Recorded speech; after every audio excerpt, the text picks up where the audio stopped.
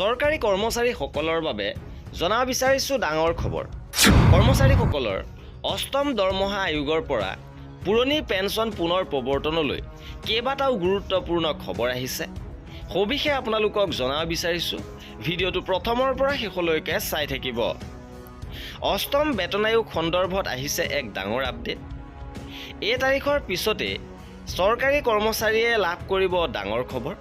কৰ্মচাৰীসকলৰ অষ্টম দৰমহা আয়োগৰ পৰামৰ্শ দাখিলৰ বাবে 31 মাৰ্চ পৰ্যন্ত সময়সীমা ৰখা হৈছে।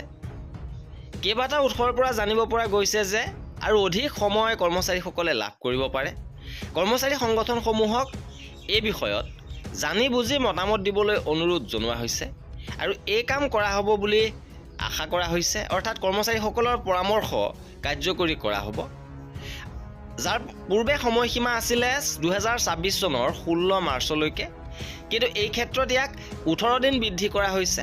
অৰ্থাৎ 31 মাৰ্চলৈকে বৃদ্ধি কৰা হৈছে পৰামৰ্শ দাখিলৰ বাবে সময়সীমা। ইয়াৰ পূৰ্বে অফিচিয়েল ৱেবছাইটত বহু প্ৰশ্ন দেখা গৈছিল আৰু কৰ্মচাৰী পেঞ্চনাৰ আৰু ইউনিয়নৰ বিভিন্ন ক্ষেত্ৰত বুজাবুজিৰ সৃষ্টি হৈছিল। পে কমিশ্যনৰ যি 18 দফাৰ প্ৰশ্ন আছে তাৰ ভিতৰত অন্যতম প্ৰশ্ন হ'ল ফিটমেণ্ট ফেক্টৰ, ন্যূনতম pay, dearness allowance, pension gratuity আঁচনি, পাৰফৰ্মেঞ্চ লিংক পে ইত্যাদি। পেঞ্চনাৰ আৰু বিভিন্ন ইউনিয়নে মাইগভ প্লেটফৰ্মৰ জৰিয়তে নিজৰ মতামত প্ৰকাশ কৰিব পাৰে। তেওঁলোকে প্ৰতিক্ৰিয়া লাভ কৰিব পাৰে। তাৰ ওপৰত ভিত্তি কৰি দৰমহা আৰু পেঞ্চন নিৰ্ধাৰণ কৰা হ'ব। কৰ্মচাৰীসকলৰ দাবী কি? অষ্টম বেতন আয়োগৰ ফিটমেণ্ট ফেক্টৰ 2.56ৰ পৰা 3.68লৈ বৃদ্ধি কৰাৰ দাবী জনাইছে।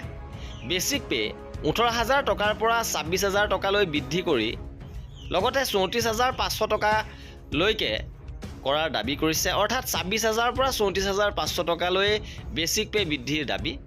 পুৰণি পেঞ্চন ব্যৱস্থাটো ঘূৰাই আনিবলৈ দাবী আৰু পেঞ্চন বৰঙণিৰ সময়সীমা 15 বছৰৰ পৰা 12 বছৰলৈ হ্ৰাস কৰিবলৈ দাবী উত্থাপন হৈছে। হাউচ ৰেণ্ট এলাৱেঞ্চ, মেডিকেল এলাৱেঞ্চৰ দাবী, লগতে ক'ভিড মহামাৰীৰ বাবে 18 মাহৰ ডিএৰ দাবী। 10 বছৰৰ মূৰে মূৰে নতুন বেতন আয়োগ গঠন কৰাৰ যি সময়সীমা সেয়া হ্ৰাস কৰিবৰ বাবেও দাবী উত্থাপন হৈছে। আৰু ইয়াত পৰামৰ্শ দাখিলৰ বাবে আপুনি মাইগভ ৱেবছাইটলৈ যাব লাগিব। যদি আপোনাৰ ইতিমধ্যে এটা একাউণ্ট আছে তেন্তে আপুনি OTPৰ সহায়ত লগ ইন কৰিব লাগিব। যদি আপোনাৰ একাউণ্ট নাই তেন্তে ৰেজিষ্টাৰ নাও ক্লিক কৰি পঞ্জীয়ন বা নামভৰ্তি কৰিব লাগিব। হোম পেজত এক্টিভিটিজ বা কনচালটেশ্যনত অংশলৈ যাওক আৰু 8 চেণ্ট্ৰেল পে কমিশ্যন কুৱেশ্যনলৈ গৈ তাত ক্লিক কৰক আৰু আপোনাৰ মতামত দাখিল কৰক। আৰু এয়া আছিল অষ্টম দৰমহা আয়োগ সন্দৰ্ভত শেহতীয়া গুৰুত্বপূৰ্ণ খবৰ। আৰু এনেধৰণৰ খা খবৰৰ বাবে আমাৰ চেনেলটো ছাবস্ক্ৰাইব কৰি ৰাখিব। ভিডিঅ'টো শেষৰলৈকে চোৱাৰ বাবে বহুত ধন্যবাদ।